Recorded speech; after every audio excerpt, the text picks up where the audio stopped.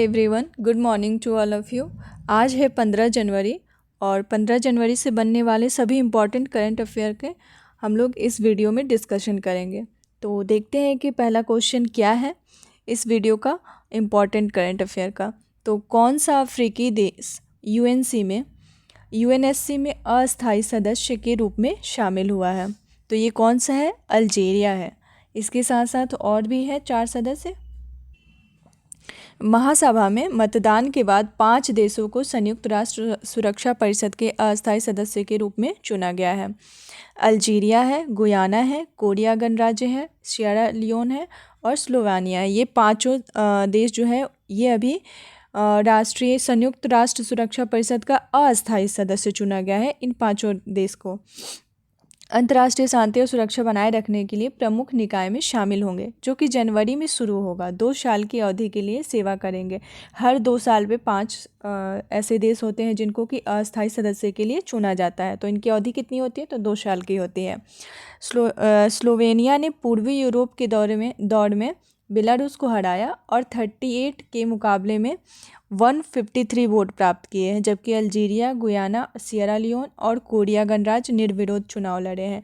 बस इसमें चुनाव कौन लड़ा है? तो स्लोवेनिया लड़ा है और ये चारों बिना चुनाव लड़े यानी कि निर्विरोध ये लोग चुनाव इनका हुआ है और ये पांचों सदस्य बन गए हैं 2 साल के लिए। संयुक्त राष्ट्र सुरक्षा परिषद कैसे काम करता है? तो इसमें जो सुरक्षा परिषद के 15 देशों से बना है, जिसमें कि 5 चीन, फ्रांस, रूस, यूनाइटेड किंगडम और संयुक्त राज्य अमेरिका ये अस्थायी सदस्य है। ये 5 अस्थायी सदस्य याद रखना होगा। कौन कौन सा है? चीन है, फ्रांस है, रूस है, यूनाइटेड किंगडम है और संयुक्त राज्य अमेरिका है, जो कि अस्थायी सदस्य है, जो उन्हें किसी भी प्रस्ताव या निर्णय पर वीटो करने का अधिकार होता है। 10 अस्थायी सदस्यों को महासभा द्वारा चुना जाता है, जिसमें कि संयुक्त राष्ट्र के सभी 193 सदस्य देश शामिल होते हैं और ये 193 में वोट करते हैं।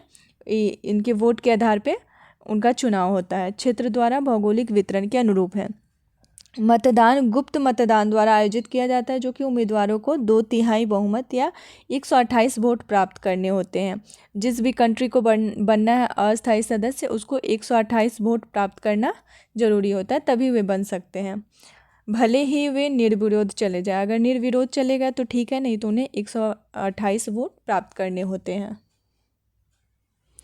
ब्लिंकिट ने किस शहर में 10 मिनट में एम्बुलेंस सेवा शुरू किया है? तो ये गुरुग्राम में किया है। ब्लिंकिट एक ई-कॉमर्स कंपनी है जो कि गुरुग्राम में 10 मिनट में एम्बुलेंस सेवा शुरू की है। ब्लिंकिट के सीईओ कौन है? तो अलविंदर ढींडसा। इसके सीईओ कौन है? तो ये है अलविंदर ढींडसा। अलविंदर ढींडसा इनके सीईओ है, जो कि 2 जनवरी 2025 को एक्स पर इसकी घोषणा की थी कि कंपनी का क्या लक्ष्य है कि अगले 2 साल में यह सेवा भारत के प्रमुख शहरों तक पहुंच जाए। तो अभी कहाँ पे शुरू किया गया है इसको? तो गुरुग्राम में शुरू किया गया है। किसने जम्मू और कश्मीर लद्दाख थ्रू दी एजेंस नामक पुस्तक का विमोचन किया है? तो ये किया गया है गृह मंत्री अमित शाह के द्वारा। ये कौन से मंत्री हैं अभी? तो ये गृह मंत्री हैं अभी। जम्मू कश्मीर और लद्दाख थ्रू दी एसेज पुस्तक का विमोचन अमित शाह द्वारा किया गया है, जो कि पुस्तक जम्मू कश्मीर और Ladakh through the ages a visual narrative of continuities and linkages का विमोचन है। फिर केंद्रीय गृह मंत्री और सहकारिता मंत्री श्री अमित शाह के द्वारा इसका विमोचन किया गया है। वहाँ पे उपस्थित गणमान्य कौन थे? तो केंद्रीय शिक्षा मंत्री धर्मेंद्र प्रधान और ICHR अध्यक्ष प्रो रघुवेंद्र तंवर वहाँ पे मौजूद थे। राष्ट्रीय पुस्तक न्यास इसके प्रकाशक कौन है? तो राष्ट्रीय पुस्तक न्यास इसके प्रकाशक हैं। पुस्तक का फोकस क्या है? कि भारत की भौगोलिक संस्कृति एकता को प्रदर्शित करना इस पुस्तक का फोकस है। अगला है कि घरेलू मार्ग पर इन फ्लाइट वाईफाई इंटरनेट सेवाएं देने वाला पहला एयरलाइन कौन बना है? तो ये बना है एयर इंडिया। टाटा ग्रुप का ये टाटा ग्रुप कंपनी का है, जो एयर इंडिया है इसके द्वारा शुरू किया गया है। नए साल के पहले दिन यानी कि 1 जनवरी 2025 को शुरू किया है। 1 जनवरी 2025 को शुरू किया गया है, घोषणा किया गया था कि इन फ्लाइट वाईफाई कनेक्टिविटी प्रदान करेगी। इस तरह की सेवा देने वाली एयर इंडिया जो है भारत की पहली एयरलाइन बन गई है। इसलिए इसको याद रखना होगा कि भारत की पहली एयरलाइन बनी है जो कि इस तरह की सेवाएं दे रही हैं। अगला है कि भारत का पहला जनरेशन बेटा बेबी बॉय किस राज्य में पैदा हुआ है? तो ये हुआ है मिजोरम में। मिजोरम के आइजोल में सिनोड अस्पताल में हुआ है इसका जन्म। 2025 की शुरुआत में फ्रैंकी का जन्म। तो इनका नाम क्या है? पूरा नाम जो है वो है फ्रैंकी रेमरू आदितिका जानदिंग। इनका जन्म 1 जनवरी 2025 को रात 12:03 पे हो गया। 12:03 में हुआ, जिनका नाम फ्रैंकी है और ये फर्स्ट जनरेशन बीटा के बच्चे हैं। कृत्रिम बुद्धिमत्ता का लाभ। जनरेशन बीटा के पास ऐसे उपकरण और तकनीकी होंगे जो उनके सीखने, काम करने और दुनिया के साथ जुड़ने के तरीके को पूरी तरह बदल सकते हैं। इसके साथ पर्यावरणीय चुनौती क्या है? तो ये है कि यह पीढ़ी जलवायु परिवर्तन से लड़ने, प्राकृतिक संसाधनों को संरक्षित करने और पारिस्थितिकी संतुलन बनाए रखने की जिम्मेदारी संभालेगी। शिक्षा और कार्य में बदलाव कैसे होगा? तो इस पीढ़ी के लिए शिक्षा में अनुकूलनशीलता, आलोचनात्मक सोच और STEM यानी कि विज्ञान, प्रौद्योगिकी, इंजीनियरिंग और गणित क्षेत्रों में दक्षता पर जोर दिया जाएगा।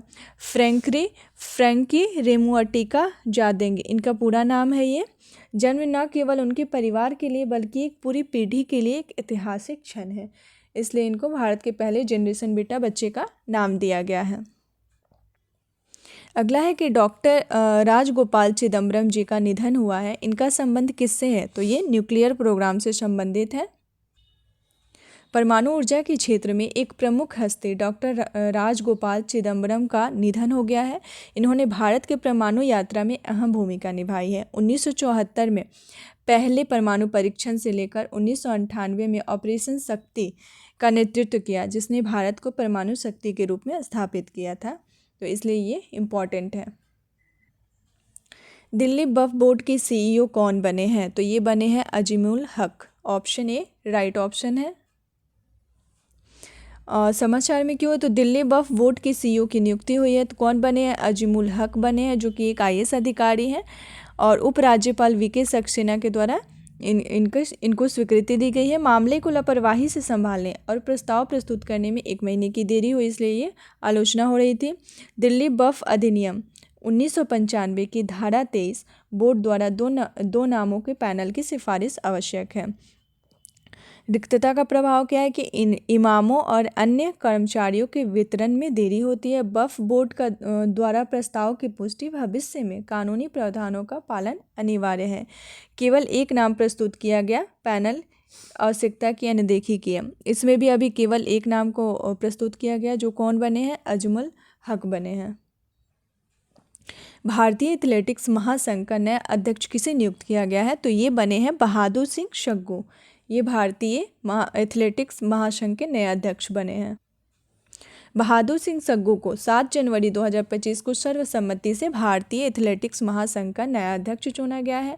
बहादुर सिंह सग्गू जो है ये आदिल सुमारीवाला की जगह लेंगे, यानी कि इससे पहले कौन थे? तो आदिल सुमारीवाला थे, जो अब इनके जगह पे बहादुर सिंह सग्गू बनेंगे, जो कि 2012 से भारतीय एथलेटिक्स महासंघ के अध्यक्ष थे आदिल, और अब बन जाएंगे बहादुर सिंह सग्गू। भारतीय एथलेटिक्स महासंघ के नवनिर्वाचित पदाधिकारी अध्यक्ष कौन है? तो बहादुर सिंह सग्गू है। महासचिव कौन है? तो संदीप मेहता है और कोषाध्यक्ष BE स्टैनली जोन्स हैं। प्रीवियस क्वेश्चन था इसरो के प्रमुख कौन बने हैं? तो इसरो के प्रमुख अभी बने हैं V नारायणन। इसका ऑप्शन B राइट आंसर होगा। और क्वेश्चन ऑफ द डे यानी कि आज का क्वेश्चन है, भोपाल गैस त्रासदी के 40 वर्ष बाद जहरीले कचरे को निम्न में से कहाँ पहुँचाया गया है? तो इस क्वेश्चन का जवाब आप लोग को हमें कमेंट बॉक्स में देना है। और अगर आप लोग को मेरा ये पहल पसंद आता है तो प्लीज़ मेरे चैनल को लाइक और सब्सक्राइब करें और अपने दोस्तों के साथ शेयर भी करें, ताकि अधिक से अधिक लोगों को इससे लाभ पहुँचे। मिलते हैं नेक्स्ट लेक्चर में नेक्स्ट न्यूज़ के साथ। Thanks for watching.